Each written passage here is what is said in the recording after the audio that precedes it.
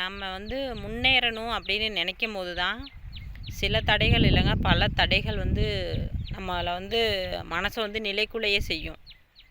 அதாவது நம்ம முன்னேறி செல்லாமல் பின்னோக்கியே இருக்கிற மாதிரி வந்து பல தடைகள் வரும். அதையெல்லாம் வந்து கேட்டுக்கிட்டு வந்து மனசை வந்து தளர விட்டு உக்காந்துராம எல்லாத்தையுமே சமாளித்து எழுந்து நின்று நம்ம முன்னேறதுக்கான அந்த தடைகளை வந்து உடைச்சி நாம் போய் அந்த வேலையை செஞ்சோம் அப்படின்னா மட்டும்தான் நம்மளால் முன்னேற முடியும். இல்லை அப்படின்னா வந்து முன்னேற முடியாது. தடைகள் அப்படிங்கிறது வந்து சும்மா போகிறப்போ வந்து ஒரு கல் தடுக்கிறது அந்த மாதிரி இல்லை. எப்படி சொல்கிறது, சொல்லுவாங்கள்ல, வாழ்ந்தாலும் ஏசும் தாழ்ந்தாலும் ஏசும் அப்படிங்கிற மாதிரி நம்ம நல்லா பொழைச்சாலும் என்ன அப்படி பொழைக்கிறான்னு பேசுவாங்க.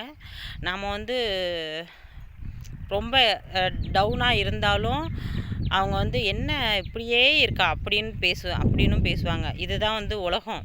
இந்த உலகத்தை பேச்சை வந்து நம்ம கேட்டுக்கிட்டு இருந்தோம் அப்படின்னா நம்ம கேட்டுக்கிட்டு மட்டும்தான் இருக்க முடியும். வேறு எதுவுமே நம்மளால் பண்ண முடியாது. நமக்கான வழி எது அதை தான் வந்து நம்ம தேர்ந்தெடுக்கணும். நம்ம போகிற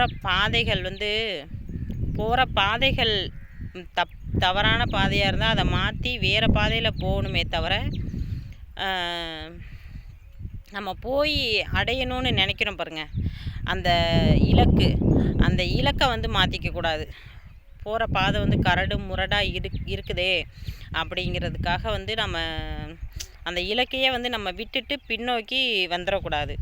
இந்த பாதை சரியில்லை அப்படின்னா அடுத்த இது வந்து நம்மளுக்கு ரொம்ப கல் முள்ளுமாக கிடக்கு, அடுத்து வேறு எந்த பாதை இருக்குது, அது ரொம்ப வளைஞ்சு போகுது, இன்னும் கொஞ்சம் அடுத்த பாதை என்னமோ அப்படி தான் நம்ம தேடணுமே தவிர, எல்லாத்தையுமே வந்து போகிற போக்கிலேயே வந்து அச்சோ இது நம்மளால் முடியலை, இது ரொம்ப தூரமாக இருக்குது, இது ரொம்ப ஹைட்டாக இருக்குது, நம்மளால் அந்த இடத்துக்கு போக முடியாது அப்படின்னு மட்டும் எந்த சூழ்நிலையிலையும் வந்து நினைக்கக்கூடாது. ஏன்னு கேட்டிங்கன்னா, நம்ம மனசு தான் நமக்கு வந்து முதல் எதிரியே வந்து நம்ம மனசு தான். நம்ம மனசு வந்து நல்லதும் சொல்லும், கெட்டதும் சொல்லும். நம்ம ஒரு இடத்துக்கு போகிறோம் அப்படின்னா வந்து ஒரு மனசு வந்து ஒரு பக்கம் சக்ஸஸ் ஆகிடும் அப்படின்னு சொல்லும். இன்னொரு மனசு வந்து என்ன சொல்லுவோன்னா, போகாத, ரொம்ப தூரமாக இருக்குது அப்படிங்கிற மாதிரி நம்ம யோசிப்போம். நீங்கள் நல்லாவே நோட் பண்ணி பாருங்களேன்.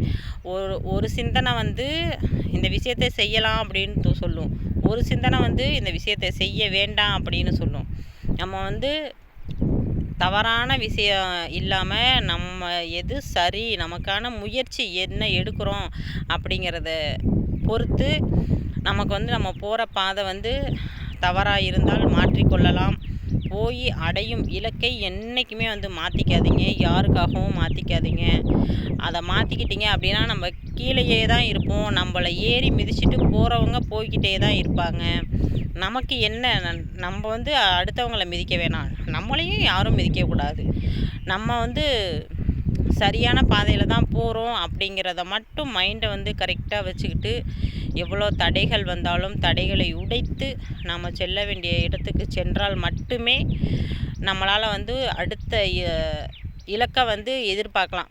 அதாவது ஒரு லட்சியத்தை முடித்து அடுத்த லட்சியம் ஒன்றுமே. நான் ஒரு வீடு கட்டணும் அப்படின்னா அந்த வீடு கட்டுறதுக்கு வந்து உடனே சடனாக அதை கட்டிட முடியாது. அதுக்கு கல் வாங்கணும், மண் வாங்கணும், சிமெண்ட் வாங்கணும், தண்ணி வாங்கணும், ஆள் தேடணும், நிறைய அலைச்சல் வேண்டி